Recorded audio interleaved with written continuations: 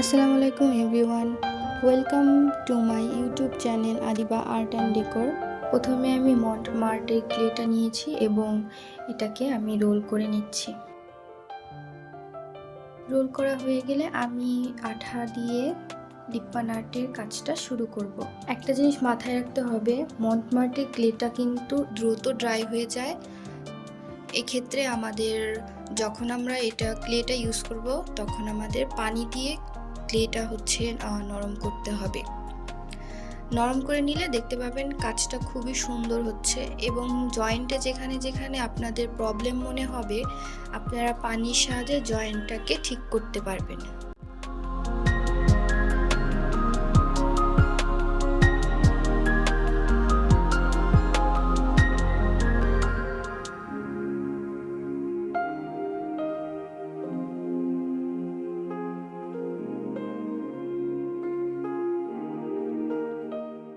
এখন আমি ড্রাই হওয়ার আগে কিছু ডিজাইন করে দিচ্ছি এখানে।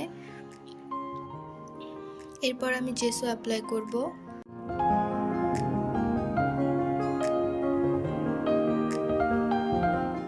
জেসো অ্যাপ্লাই করা হয়ে গেছে, এখন আমি রঙের কাজটা শুরু করছি। তো প্রথমে আমি একটি পেস্ট কালার ইউজ করেছি, এটা আমি মিক্স করে কালারটা বানিয়েছি, এটা শেডটা।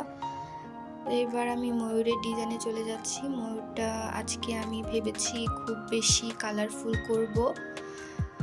তো কালারফুল করার জন্য অবশ্যই ময়ূরের বেসিক কালার যেগুলো আছে সেগুলো থেকে একটু অন্য কালারও ইউজ করব ভেবেছি। তো আমি এখন ব্লু কালার দিয়ে শুরু করেছি।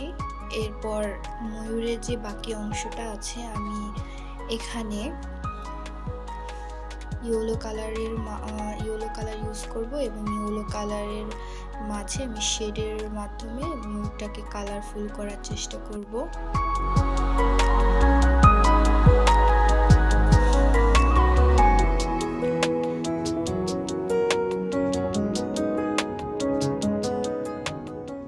আপনাদের লিপ্পান আর্ট ততটাই সুন্দর হবে যখন আপনারা লিপ্পান আর্টের মধ্যে বিভিন্ন কালার সুন্দর মতো ফুটিয়ে তুলতে পারবেন এবং কালার ফুটিয়ে তুললে দেখতে পারবেন যে আপনাদের আর্টটা কতটা সুন্দর লাগছে।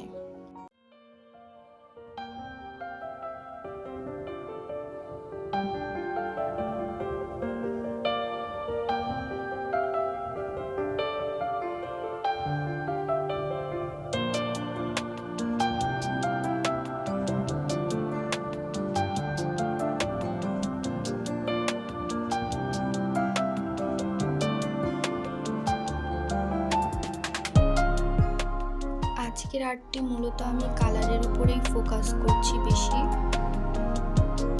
আজকের আর্টটি আমি কালারের মাধ্যমে ফুটিয়ে তোলার চেষ্টা করব, বিভিন্ন রকমের কালারের মাধ্যমে।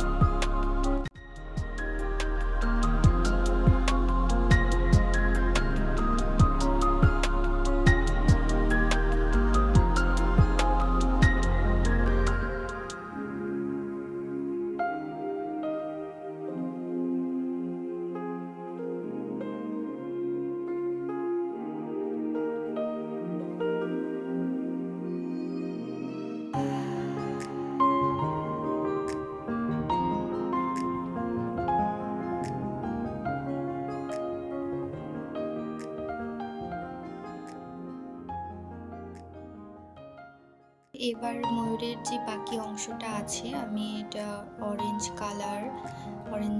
অরেঞ্জের পরে আমি আবার ইয়েলো কালার ইউজ করে শেডের কাজ করব। তো শেডের কাজের জন্য আমি রেড এবং গ্রিন কালারটা মিক্স করে, green and blue colour mix করে একটা শেড দিব উপরের অংশটুকুতে, যাতে এটা একটু দেখতে রিয়েলিস্টিক লাগে।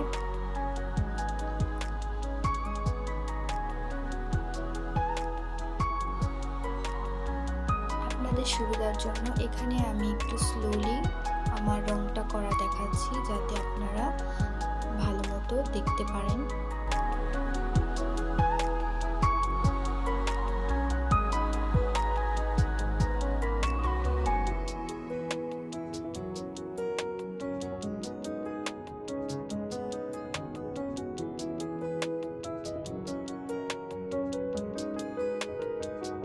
আমাদের ময়ূরের রং করা অনেকটাই শেষ।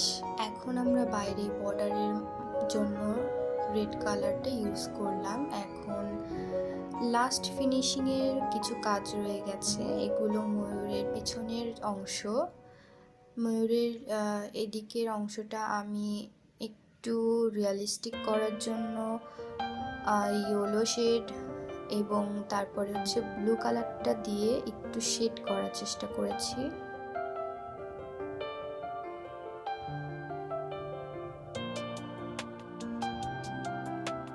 এরপরেও আমি ভাবলাম মাঝে একটু অরেঞ্জ কালারটা অ্যাড করি। ময়ূরের যেই পাখাগুলো থাকে ওগুলো কিন্তু অনেক বেশি কালারফুল হয়, আপনারা হয়তোবা দেখেছেন, তো আমি ওটাই করার চেষ্টা করছি। তো আমার এক সাইডে ময়ূরের কাজ করা শেষ।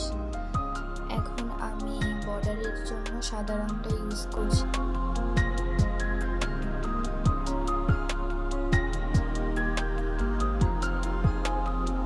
সতর্কতা অবলম্বন করতে হবে আপনাদের অবশ্যই। কখনোই ঘরে বার্নিশ অ্যাপ্লাই করবেন না, অবশ্যই খোলা জায়গায় মুখ এবং চোখ সম্পূর্ণ ঢেকে বার্নিশ অ্যাপ্লাই করবেন।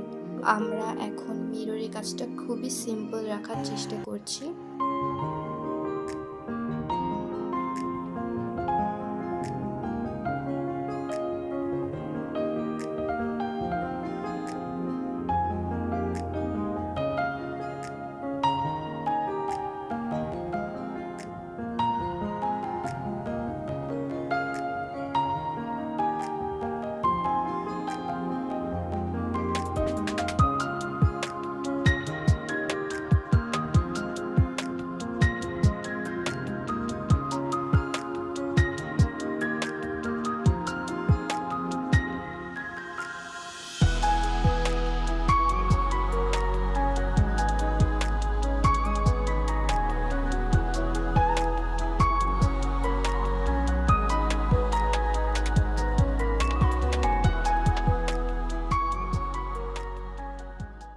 আমার মনে হয় লিপ বানারটা ডট ছাড়া ইনকমপ্লিট লাগে।